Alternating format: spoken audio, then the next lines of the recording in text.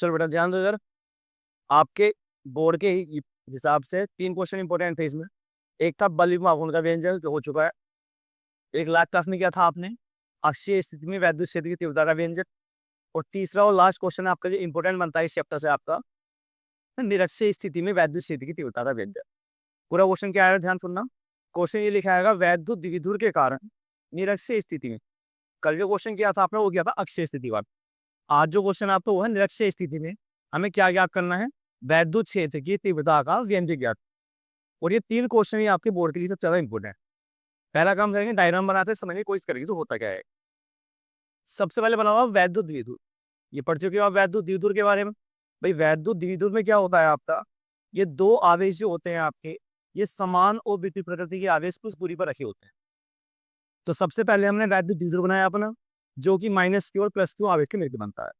इसकी टोटल लंबाई कितनी होती थी हमारी, 2l। अगर ये इसका बेटा मध्य बिंदु हुआ तो ये लंबाई भी इसकी l होगी और साथ साथ ये लंबाई भी इसकी l होगी। ये वैद्युत द्विध्रुव है हमारे पास, इसकी टोटल लंबाई है 2l। अगर ये इसका मध्य बिंदु है तो ये लंबाई भी l और ये लंबाई भी l। किस किस आवेश से मिलकर बनता है, -q और +q आवेश से। इस बार इस द्विध्रुव से निरक्षीय स्थिति में, निरक्षीय का मतलब होता है कि पॉइंट जो है इस बार आपको y अक्ष पर हो, दूरी सेम होगी यहाँ से। कल जो क्वेश्चन किया था आपने उसमें अक्षीय स्थिति थी, दूरी सेम r दूरी थी आपकी। इस बार हमारी दूरी है निरक्षीय स्थिति है, दूरी इस बार भी सेम होगी। और निरक्षीय स्थिति मतलब होता है आपको y अक्ष पर दूरी। तो y अक्ष पर कोई दूरी r है और r दूरी पर हमने कोई बिंदु माना अपना है ऐसे q। इसी बिंदु q पर आपको तीव्रता का व्यंजक दिया था। ध्यान सुनो बेटा, माना कि यहाँ से, माना कि कोई वैद्युत द्विध्रुव या माना कि कोई 2l लंबाई का वैद्युत द्विध्रुव -q और +q आवेशों से मिलकर बना है। माना कि कोई 2l लंबाई का वैद्युत द्विध्रुव -q और +q आवेश से मिलकर बना है। इस वैद्युत द्विध्रुव के मध्य बिंदु O से r दूरी पर ऊपर की ओर निरक्षीय स्थिति में, क्या बताया, वैद्युत द्विध्रुव के मध्य बिंदु O से r दूरी पर ऊपर की ओर निरक्षीय स्थिति में कोई बिंदु Q स्थित है। इसी बिंदु Q पर आपको वैद्युत क्षेत्र की तीव्रता का व्यंजक ज्ञात। माना कोई 2l लंबाई का वैद्युत द्विध्रुव -q और +q आवेश से मिलकर बना है। वैद्युत द्विध्रुव के मध्य बिंदु O से r दूरी पर ऊपर की ओर निरक्षीय स्थिति में कोई बिंदु Q स्थित है। इसी बिंदु Q पर वैद्युत क्षेत्र की तीव्रता का व्यंजक ज्ञात करना है। अब बात करते हैं बेटा फॉर्मूले की। भाई वैद्युत क्षेत्र की तीव्रता का फॉर्मूला होता है हमारे पास E = KQ/r²। यानी तीव्रता निकालने के लिए 2 चीजें ये होती हैं, एक तो आवेश का मान और साथ साथ एक दूरी का मान। यहाँ जो हमेशा दूरी ली जाती है वो हमेशा आवेश से ली जाती है। और कहाँ तक की दूरी लेते हैं हमेशा, उस बिंदु की दूरी जहां पर आपको तीव्रता ज्ञात करनी। क्या बताया आपको, यहाँ से दूरी हमेशा कहाँ से लेते हैं, आवेश से। कौन से बिंदु तक की दूरी देनी होती है आपको, जहां पर तीव्रता का मान ज्ञात करना है। जैसे कि +q आवेश यहाँ रखा हुआ है, तीव्रता निकालने में बिंदु Q पर, तो आपको चाहिए यहाँ पर इस +q आवेश से बिंदु Q की ये सीधी दूरी सरल रेखा में दी। तो ये आपको निकालनी पड़ेगी बेटा। यहाँ से कैसे निकालेंगे, ध्यान सुनना इसको गौर से देखो। क्या ये हमारे पास समकोण त्रिभुज है, इस राइट एंगल ट्राइंगल समकोण त्रिभुज के अंदर ये होगा आपका कर्ण, ये बन जाएगा आपका लंब, और ये हो जाएगा हमारा आधार। इसे पाइथागोरस लगा दो आप। यहाँ से क्या कहती है पाइथागोरस थ्योरम आपकी, कर्ण स्क्वायर बराबर फॉर्मूला होगा आपका लंब स्क्वायर यानी परपेंडिकुलर स्क्वायर आपका r स्क्वायर प्लस आधार स्क्वायर बेस स्क्वायर यानी आपका l स्क्वायर। अगर केवल आप यहाँ कर्ण का मान निकालोगे, ये स्क्वायर अगर बेटा हटेगा यहाँ से, तो ये सारा मान कहाँ पहुंच जाएगा आपका अंडर रूट के अंदर। तो ये दूरी आती है हमारी रूट के अंदर r² प्लस साथ साथ आपका l। बात समझ आई है यहाँ से। इसी प्रकार जैसे आपने दूरी यहाँ निकाली है, सेम दूरी आपको यहाँ से निकालनी पड़ेगी -q आवेश से बिंदु Q की दूरी। अब केवल आप इस हिस्से को देखो, यहाँ से इतने पार्ट गौर से सुनना बेटा। यहाँ से ये भी वापस से कर्ण बनेगा हमारा, ये अगेन लंब का काम करेगा परपेंडिकुलर, और ये क्या बन जाएगा हमारा आधार। वापस से बोला जाना को कर्ण स्क्वायर बराबर लंब स्क्वायर प्लस आधार स्क्वायर। स्क्वायर हटेगा यहाँ से, रूट में जाएगी कहानी यहाँ से, तो वापस से ये जो मान आएगा आपका ये भी सेम ही आएगा आपका अंडर रूट के अंदर r² प्लस l²। ये बात समझ आएगी यहाँ से। तो इस तरह से आप यहाँ पर इसके मान निकाल सकते हो। अब करते हैं बेटा डेरिवेशन। यहाँ से डेरिवेशन में ध्यान सुनना, ई के मान के लिए आपको आवेश चाहिए और दूरी चाहिए। आवेश हमारे पास है और इन आवेश की दूरियां हमारे पास हैं। जब आवेश भी है और दूरी भी है तो डायरेक्ट आप तीव्रता के मान लगा दो, फॉर्मूला लगा दो। अब ये कितने आवेश हमारे पास है यहाँ पर, दो आवेश, तो दोनों की अलग अलग तीव्रता होंगी यहाँ से, तो आपको दो ही तीव्रता निकालनी होगी इसके अंदर। सुनो ध्यान से, पहले निकालेंगे प्लस क्यू आवेश के कारण वैद्युत क्षेत्र की तीव्रता। अब बात करते हैं प्लस क्यू आवेश की यहाँ से, तो फॉर्मूला हमने E1 क्या किया इसको, क्या फॉर्मूला होगा, के का मतलब कूलाम कांस्टेंट, क्यू चार्ज तो हमारे पास क्यू ही है, अपॉन क्या आर स्क्वायर। अगर प्लस क्यू आवेश से दूरी की बात की जाए, दूरी आपकी ये होगी, जैसे इसका स्क्वायर करोगे दूरी का, तो स्क्वायर से रूट क्या हो जाएगा, कैंसिल। तो कह सकते हो दूरी का मान होगा हमारे पास केवल R square plus L square. ये इक्वेशन नंबर फर्स्ट हो गया। फिर निकालेंगे माइनस क्यू आवेश के कारण, जब निकालोगे बेटा माइनस क्यू आवेश के कारण वैद्युत क्षेत्र की तीव्रता सेम, E2 बराबर फॉर्मूला अगेन सेम होगा, के क्यू हमारा क्यू रहेगा इस बार, तीव्रता है सदिश राशि है, तो केवल आवेश का परिमाण ले रहे हैं बिना चिन्ह के, अपॉन आर स्क्वायर। इस माइनस क्यू आवेश की दूरी कितनी है हमारे पास, अगेन रूट में R square plus L square है, इसका बेटा स्क्वायर करेंगे, स्क्वायर से रूट क्या हो जाएगा, कैंसिल। तो ये मान भी सेम बनेगा हमारे पास, R square plus L square. ये होगी समीकरण नंबर 2। और यहाँ साफ साफ दिख रहा होगा आपको, जितना मान बेटा E1 का है उतना ही मान किसका है, हमारा E2 का। अब जब आप कुल तीव्रता निकाल लोगे, आप ई नेट निकालोगे, तो ई नेट के लिए सुनना ध्यान से, जरूरत पड़ेगी आपको इसकी दिशा की। दिशा निकालने के लिए आपको डायग्राम को वापस यूज करना पड़ेगा। कैसे निकलेगी दिशा, देखते हैं बेटा यहाँ से इस चीज, तो ध्यान से सुनना बेटा इस चीज को। यहाँ से दिशा जो होगी बल की, वही तीव्रता की दिशा होती है। दिशा निकालने के लिए अपने पास से प्लस क्यू नॉट आवेश मान लीजिए आप, ये प्लस आवेश इस प्लस को आकर्षित करेगा या प्रतिकर्षित करेगा, प्रतिकर्षित। जो लाइन दोनों आवेशों को मिलाती है, ये उसी लाइन पर आपको प्रतिकर्षित करेगा इस तरह से। तो E1 की दिशा बनेगी बेटा हमारी कुछ इस तरह। बात करते हैं E2 की, ये माइनस आवेश इस प्लस क्यू नॉट आवेश को आकर्षित करेगा या प्रतिकर्षित करेगा, तो दिशा जो होगी बेटा इसकी वैसे वो कुछ ऐसी होगी इस साइड। इसको समझने के लिए हम रफली यहाँ पर एक डायग्राम ड्रॉ कर लेते हैं। जो ये बिंदु क्यू था हमारा यहाँ पर, इस बिंदु क्यू पर E1 की दिशा कुछ बेटा ऐसे है आपकी, और E2 की दिशा कुछ आपकी ऐसे है। ये है आपकी E1 और ये क्या है हमारा E2। यानी यहाँ बिंदु क्यू पर दिखाई दे रहा होगा आपको, ना तो ये एक ही दिशा में है और ना ये विपरीत दिशा में है।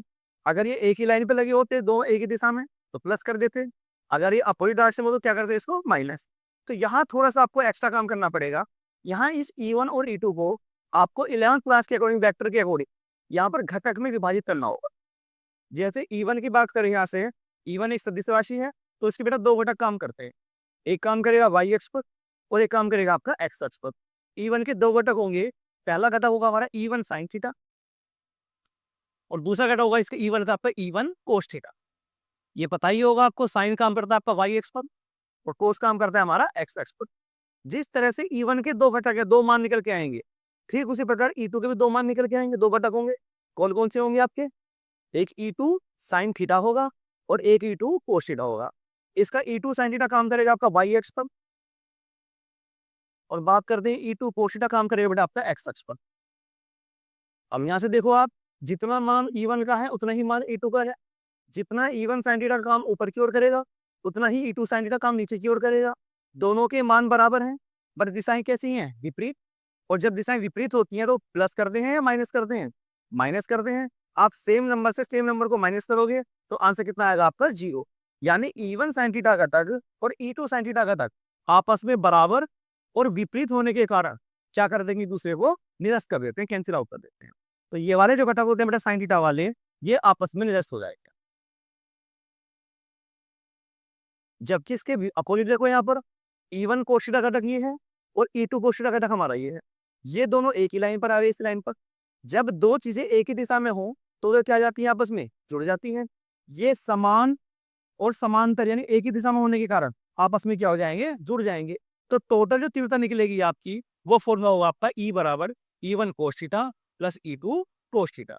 तो जो आपकी कुल तीव्रता है यहाँ पर, तो कुल तीव्रता का फॉर्मूला बनेगा आपका E नेट बराबर E1 कोस थीटा बेटा यहाँ से प्लस E2 कोस थीटा। वापस से वही कहानी देखो आप, यहाँ से जितना मान E1 का है उतना ही मान E2 का है।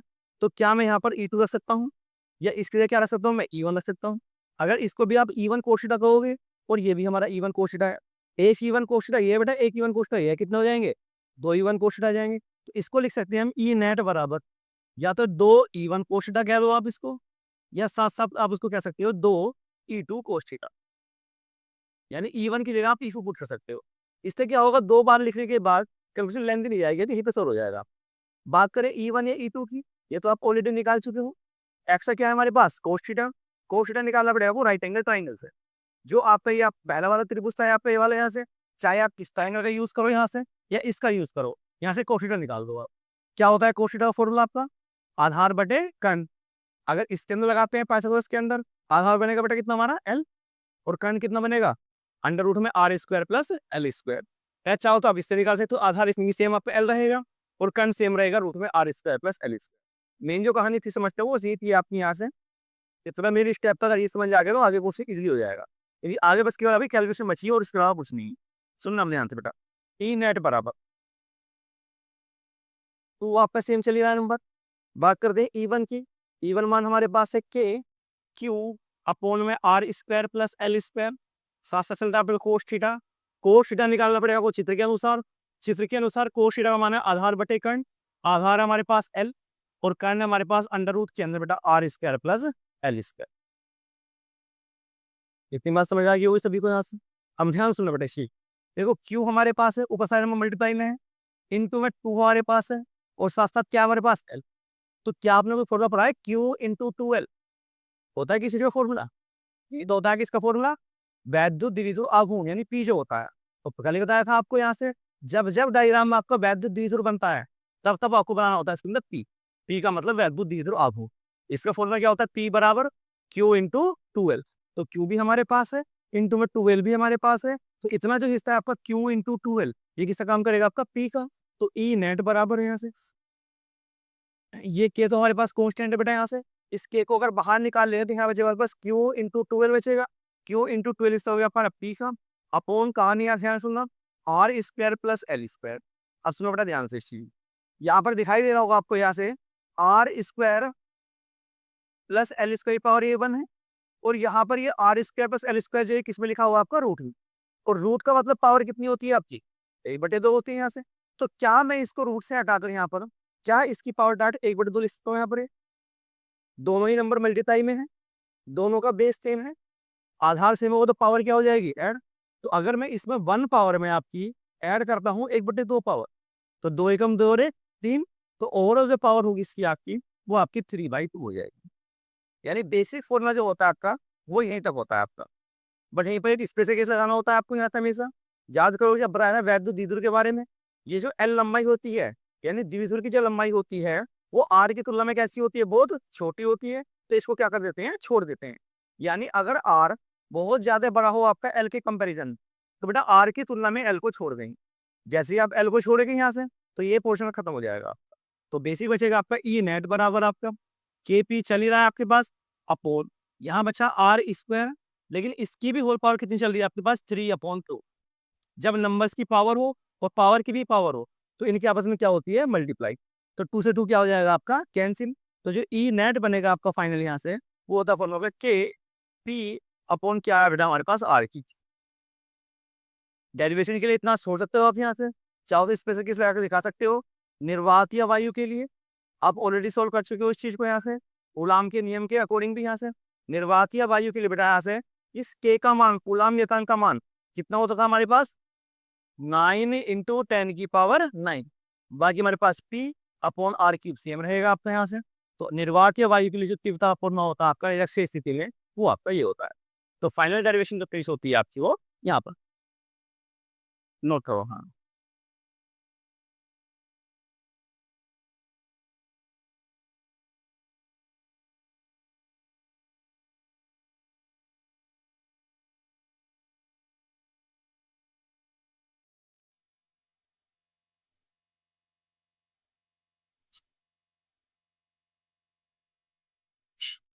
फिर बेटा अक्षीय निरक्षीय स्थिति के ऊपर तो क्वेश्चन नहीं बनते आपके, बट जो एक तो भी पढ़ा था आपने बलयुग्म आघूर्ण, उस बलयुग्म आघूर्ण के ऊपर क्वेश्चन बन जाते हैं।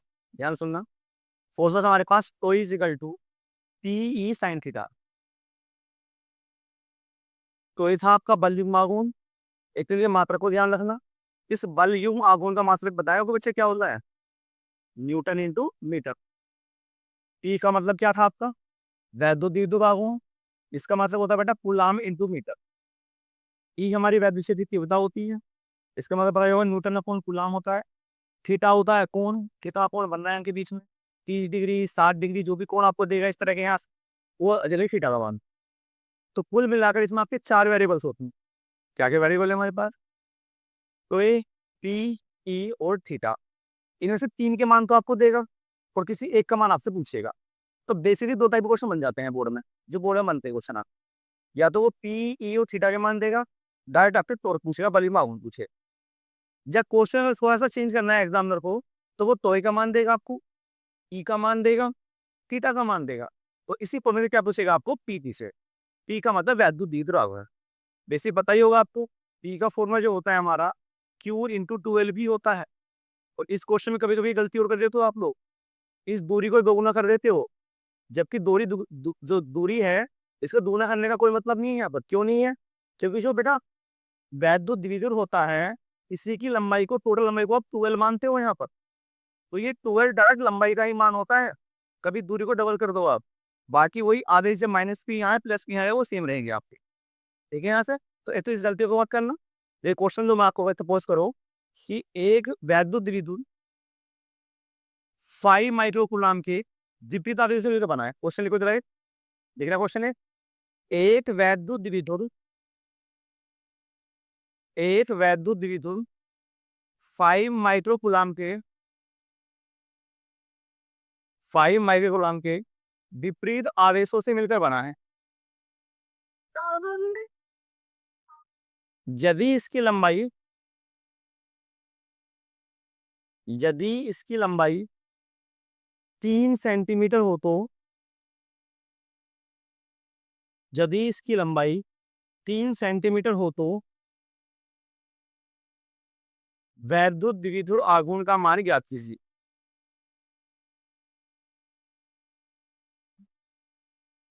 एक बार खुद से ट्राई कीजिए इस क्वेश्चन को, उसके बाद मैं बताता हूँ क्या आंसर आएगा। अगर बात करते हैं आवेश की, भाई ये आवेश है माइनस के 5 माइक्रोकूलम, इधर रखा होगा प्लस के 5 माइक्रोकूलम का आवेश, और बीच की दूरी थी आपकी 3 सेंटीमीटर। यही तो मान था इसका यहाँ से। परिमाण किसी भी आवेश का लो आप, चाहे इसका लो या इसका लो, परिमाण का मतलब बिना चिन्ह के मान वो सेम रहेगा आपका 5। माइक्रो हटाएंगे तो पता होगा 10⁻⁻6 से मल्टीप्लाई कर देंगे कूलम में चेंज करने के। कितनी लंबाई थी इसकी, 3 सेंटीमीटर। तो बेटा 3 सेंटीमीटर लंबाई जो है वो टोटली 12 का मान है आपका। ये गलती मत करना, एल का मान करके डबल कर दो आप इसको, वही तो कभी गलती की आपने यहाँ से। तो आपके पास जो 12 का मान है वो 3 सेंटीमीटर है। चेंज करेंगे इसको मीटर में तो 10⁻⁻2 से मल्टीप्लाई कर देंगे।